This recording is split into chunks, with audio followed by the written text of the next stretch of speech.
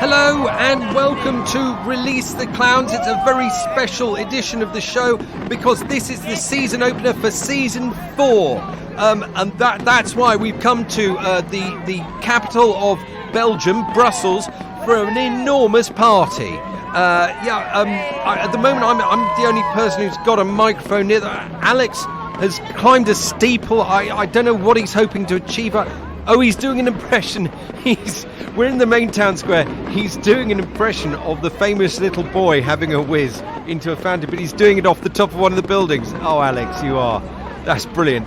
And we got Holly. Well, she can't talk because she's got a mouthful of chips. She's having a chip eating contest with the local Belgian champion. We've got Karen and Casper and Gemma have drunk so much Parvel Quack, which is a very, very strong beer here, made by monks or something. They've drunk so much they're all unconscious in a pool of their own. Well, anyway, so it's mayhem here, and I'm going to go off now and just have some fun too. I'm going to get myself as trolleyed as them. So what can I say?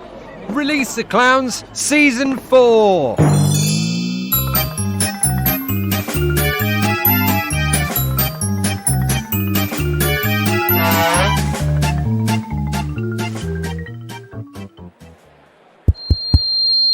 I am so honoured to receive the inaugural Having It All Award on the eve of my 50th birthday.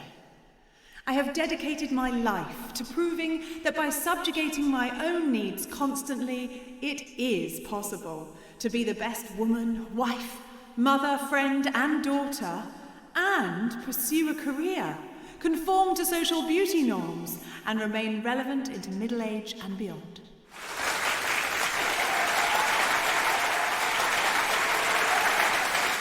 I'd like to take this opportunity to thank a few people.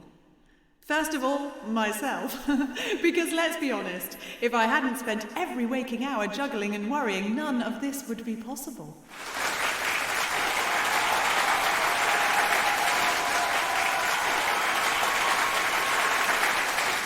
To my husband, Scott, esteemed author of international bestseller Dishwasher Stacking Explained, for his support, and especially for never making me ask him to put his bike away more than 3 times each day.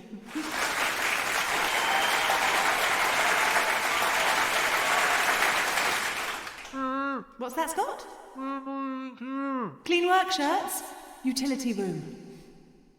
To my best friend, Vic, this award has helped me finally see that the reason you introduce me as your much older friend is because you are jealous of my achievements. But I want you to know, I forgive you. You've been with me through thick and thin. No, Vic, I don't think they need to know they were our nicknames from school. Or that it referred to our waistlines. Or that you were always the thin one. Typical.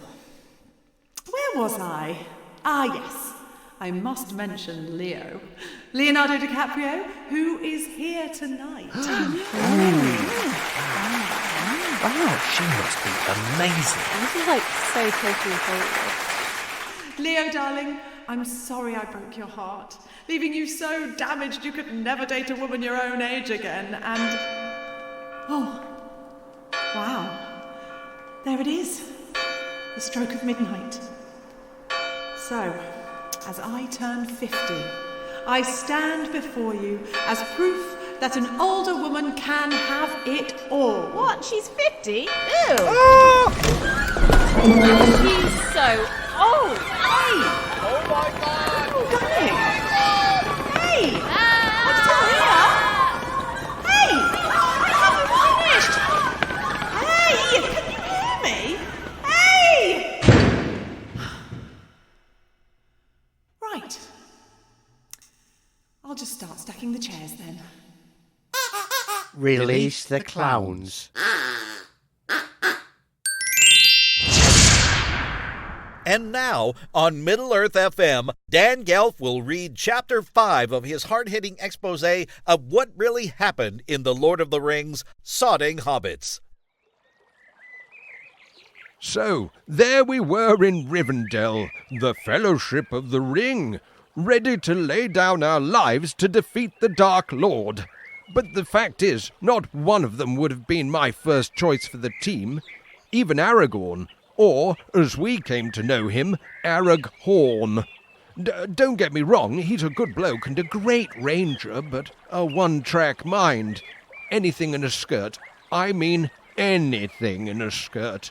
Women, she-elves, dwarves, goblins, trolls. I mean, there was this one time with a troll where they got so carried away the sun came up over the mountain and turned it to stone. Yes, took him an hour and a half to chisel himself free. Anyway, so his mind was never really on the quest. Dreadful, total liability. Then there were my tiny, brave, little teeny tiny friends, Hobo, Spam, Messy and Spiffing. Or, as I quickly came to know them, those sodding hobbits. What a bunch of useless... I mean, just completely incompetent. We had to save them time and again, even before we got to bloody Rivendell. I mean, honestly, Hobo getting spotted in Bree and the disaster at Weathertop's not even the half of it. They'd hardly got out of the Shire when one of them nearly got eaten by a tree. I mean, by a tree, for goodness sake. How the hell do you manage that?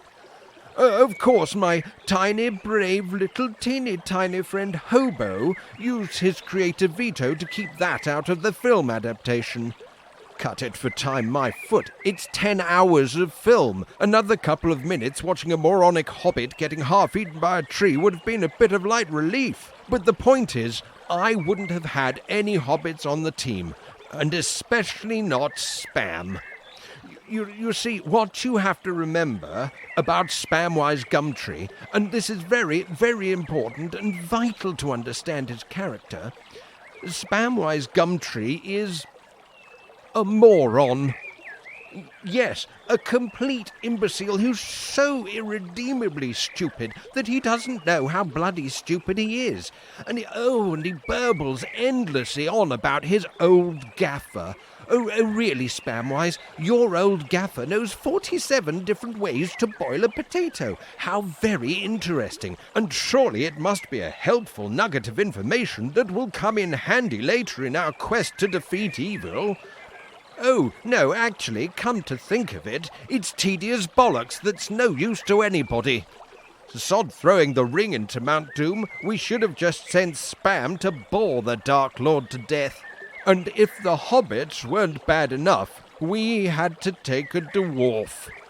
Obviously, after my experiences with Thorin Oakenhammer and his merry band of dwarves, I'd learned my lesson and had steered clear of the beardy little psychopaths ever since. But of course, the dwarves had to have somebody in the fellowship, and we got landed with Glumly. Bad-tempered, no sense of humour, and constantly letting off the most sour farts you've ever smelled. And no matter how often I shouted, "You shall not pass, wind!" he just blew off even louder than before. Damn near gassed us out in the mines of Moria. I mean, it's no wonder the Balrog tried to kill us. Taking a dwarf was positive discrimination gone mad. Mad! And then there was the inevitable elf.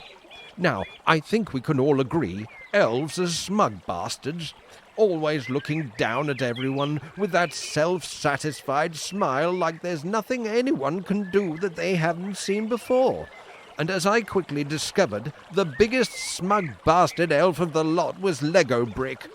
And he was an appalling snob, lording it over everyone like his don't stink.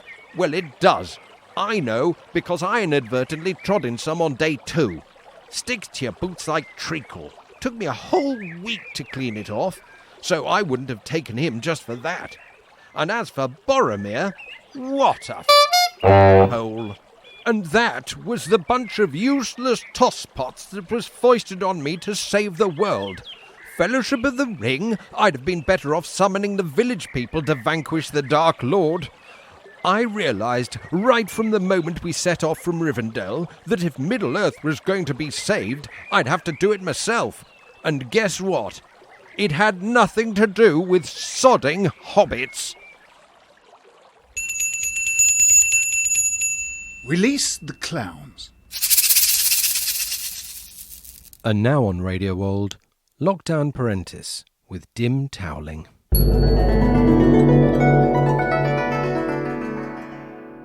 Well, here we are again, Lockdown 2. This time it's more personal ramblings from yours truly. You may be asking yourself where I was during Lockdown 1.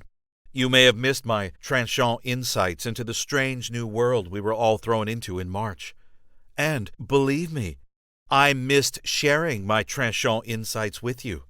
But after an unexpected email from Gwyneth Paltrow asking me to ghostwrite her autobiography, I spent the last 6 months working hard on her book, only to discover the email, subsequent emails, calls, flirtatious WhatsApp messages, and a gift basket of organic air essence had all been a hoax, perpetrated by my loving wife and devoted sons.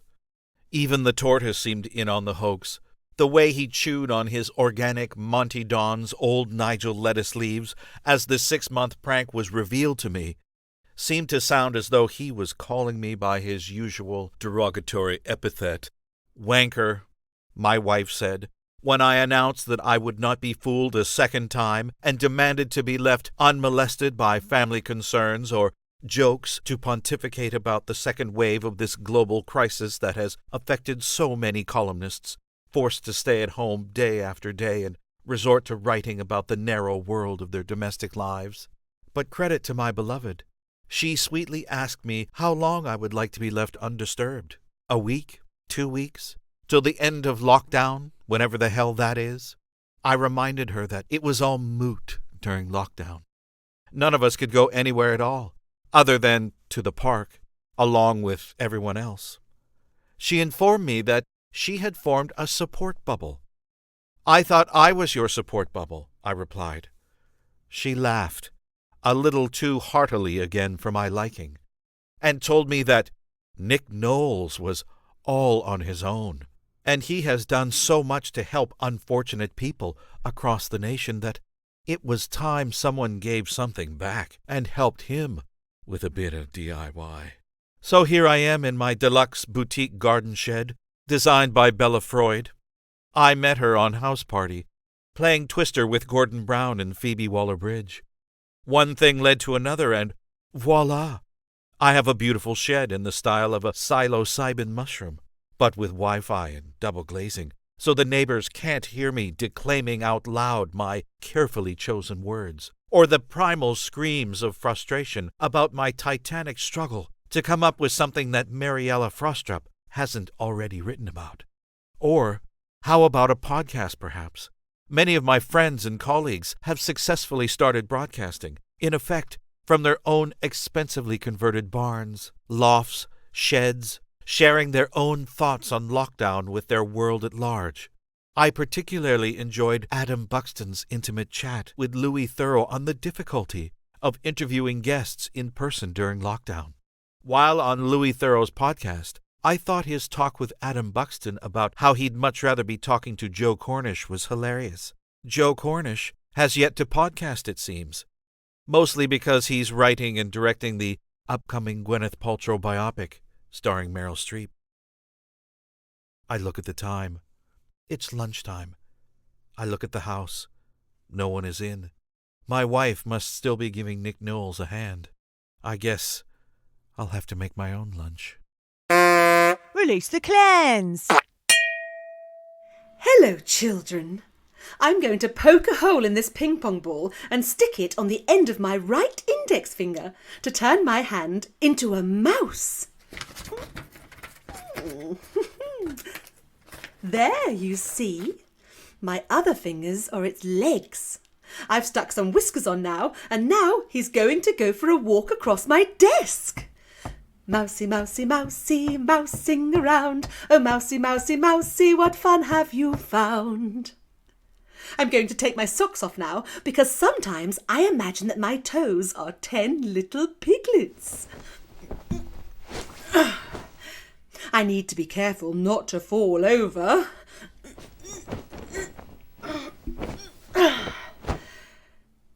they are, snuggling up into my carpet. Oink, oink. Little piggies, 10 in a row. Little piggies, pink as my toes. Now I'm going to stick 8 pipe cleaners on my nose to turn my face into a spider.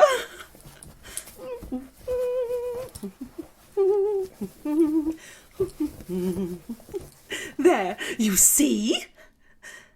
Ouch, it's very sneezy.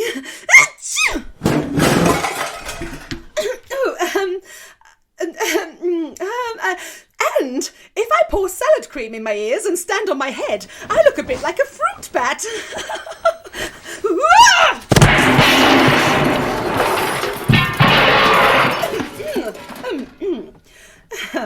It's amazing what a glorious mess your imagination can create when you're bored to tears. And that's sometimes what a career in the civil service is all about. Isn't it, Teddy? Yes, it is. Goodbye, children. Goodbye. Release the clowns, and the dirt is gone. Here at Middle-earth FM, we knew our serialization of Dan Gelf's no-holds-barred expose, Sodding Hobbits, would ruffle some feathers, so we caught up with Fellowship linchpin Hobo to get his response. Oh, what a surprise. Mr. Magic shooting his gob off, blaming everyone but himself. What Dan Gelf seems to forget, right, is that it was him who insisted on having hobbits along in the first place. I've got to have a teeny tiny little hobbit along. That'll be just the thing to defeat the armies of darkness. Ring bearer my backside. He wanted an audience is all. Why else do you think he kept disappearing, eh? Ooh, I got imprisoned in a tower and had to wait for a passing bird to rescue me. Ooh, I got dragged into the pit by a balrog. Ooh, I had to ride this mighty steed all over the shop for weeks on end. Why? So he could show up and save everyone, that's why. Needy twat. And while he was off gadding, what was going on in his precious fellowship? Bullying, that's what, like the time Lego Brick got spiffing drunk and shaved his feet. As for Aragorn, Dan Gelf don't know the half of it. Anything in a skirt, anything with a pulse more like. Ranger danger, that's all I'm saying. To top it all off, I ends up wandering round Mordor, not even able to sleep without waking up and there's Spamroy staring at me. Creepy. All because that beardy old staff grasper needed someone around who made him feel like Charlie Big Potatoes. And now he wants to act like what he say is don't stink. Do me a favour, you'd want to light a big fire and leave it a couple of days before you follow him. And by the way, mate, yeah, your bum does look fat and white. Come here, boy. Yes, sir. What have you just done? I've released the clowns, sir. Right. Is it on? Are you recording? Oh, right. Sorry, I didn't realise you'd started. Whoops. Okay. Hello. Well, first things first, which makes sense, really, doesn't it? It would be daft doing first things second, but I digress. Anyway, you probably want to know a little bit about me and why I've signed up for Solo Encounters. Well, I'm Graham. That's Graham without an H and with a couple of E's, though obviously not together. There's one on either side of the M, actually. So it's quite a different spelling from the other Graham, isn't it? Do you know what? I've never really worked out why there are the two versions. I wouldn't be at all surprised, if it all stemmed from someone mishearing the name and then liking what they thought they'd heard and then giving their child the name they thought they'd heard. Yeah, I know it's a great theory, but which one came first, I hear you ask? The HE one or the E version? Well, of course, I might be biased, but I think that the E version makes more sense. I mean, okay, simple test. If you say the HE one as it looks, it comes out as grey ham. Do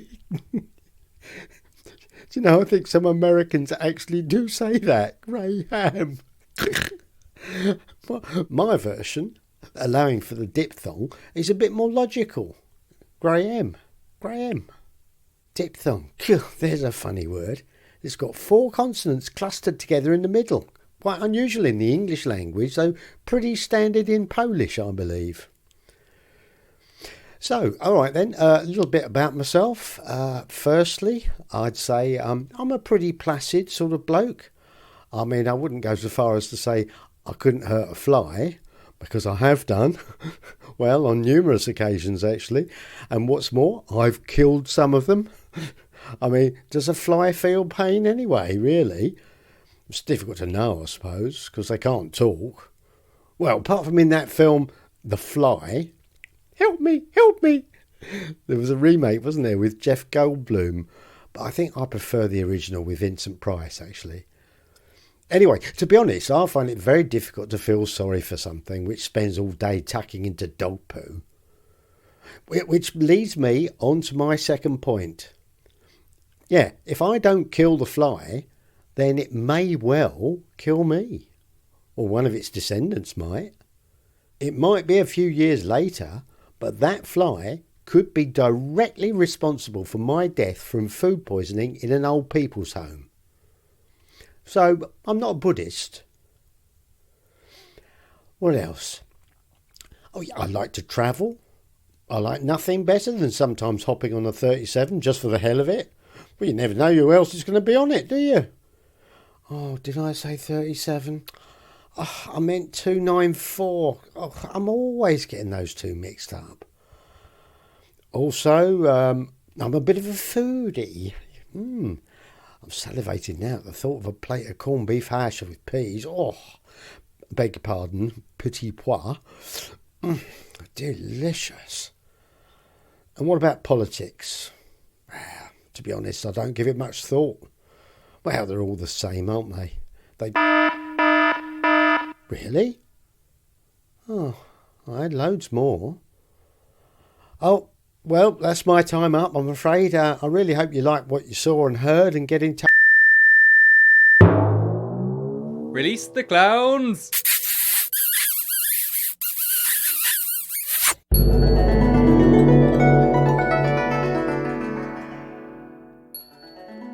A sudden shaft of sunlight manages to struggle past the life-size model of a ruined Big Ben my new neighbor Banksy has erected in his garden to comment on the decline of democracy. I had secretly complained to the council, of course, but it seemed Banksy had sweetened the deal by returning the copy of my complaint the mayor had forwarded to him, with an image of Donald Trump taking a poo on the Queen, etched upon it in crayon. The sudden shaft of light struck the Maggie Hambling sundial on the lawn, featuring a controversially naked figure of the artist herself, given to me by Maggie in return for my last column before lockdown. Why only Hambling can sculpt Wollstonecraft?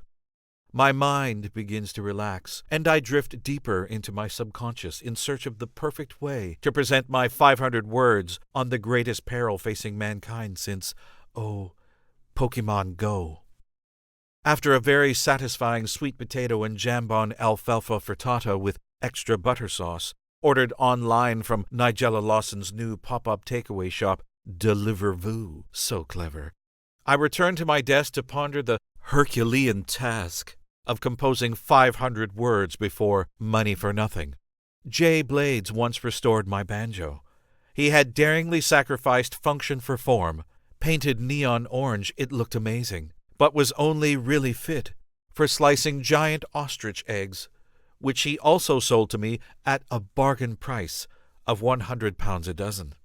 Under normal circumstances, I would be zorbing with Jay Rayner or playing badminton with Billie Eilish.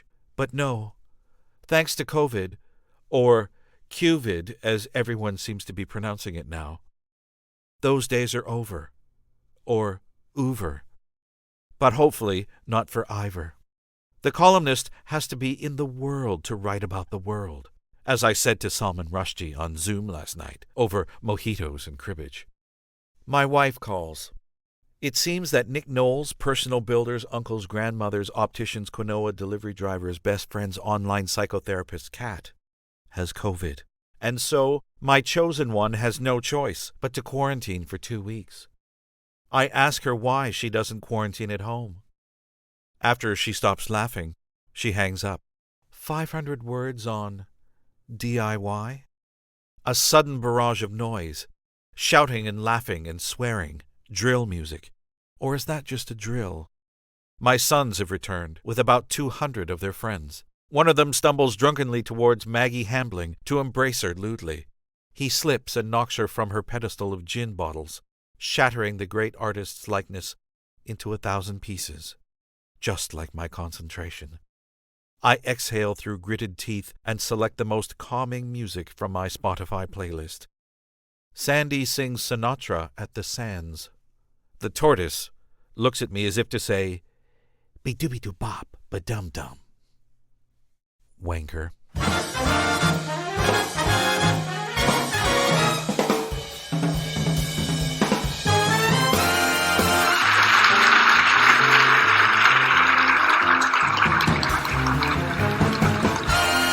Hello.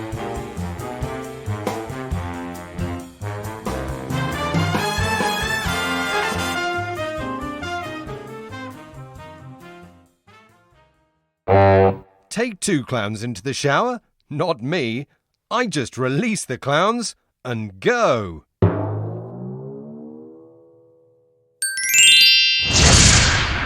As the sodding hobbit storm gathers pace, Middle-earth FM spoke to none other than the Dark Lord himself. Here's what he had to say. That Dangalf is bare-faced, you know, coming like he's some big man, like he beat me single-handed or something. He is gassing, bruv. The fellowship man then give me jokes, you know. Just some hench geezers and all these hobbits stumbling around all mash up on pipeweed and tin. And he's acting like he's my mortal enemy and that with his dumb crack-a-doom plan. I'm like, rah, Dangalf, are you dizzy, blood? You ain't no nemesis, so stop whining like a little... You know what I'm saying? He's right about hobbits, though. They are stupid, bruv.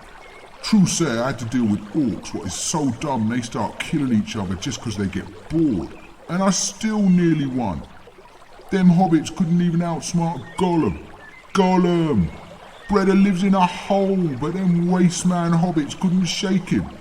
You know how Dangalf won? Someone tripped. It wasn't even one of his crew. Gollum tripped.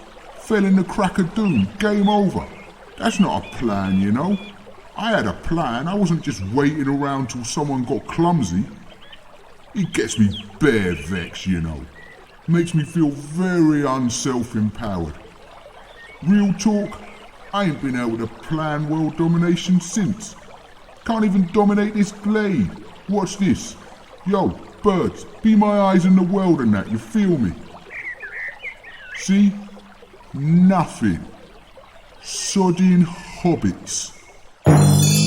Release the Clowns starred Holly Meacham, Phil Nice, Casper Michaels, Karen Morden, Alex Marion, Gemma Layton, Nick Hildred, Martin Hyder, Phil Whelans and Simon Edwards. It was written by Alex Marion, Nick Hildred, Zoe Brown, Alf Oldman, Simon Littlefield, Phil Nice and Martin Hyder. By social media, Best Boy is Dan Willis and the Gappers are Nick Hildred and Alex Marion. Now, if you're happy that we finally got our act together to make new material and have launched Season 4, then why not tell everyone you know all about us? Whether you're in Nantucket or Nebraska, Tooting or Tashkent, spread the word about our show and spread a little happiness too. Just drop us casually into conversation, or tweet about us, or mention us in all your Christmas cards. That way, we can bring fun to even more people, and you'll get a warm glow knowing you're bringing laughter to people you like.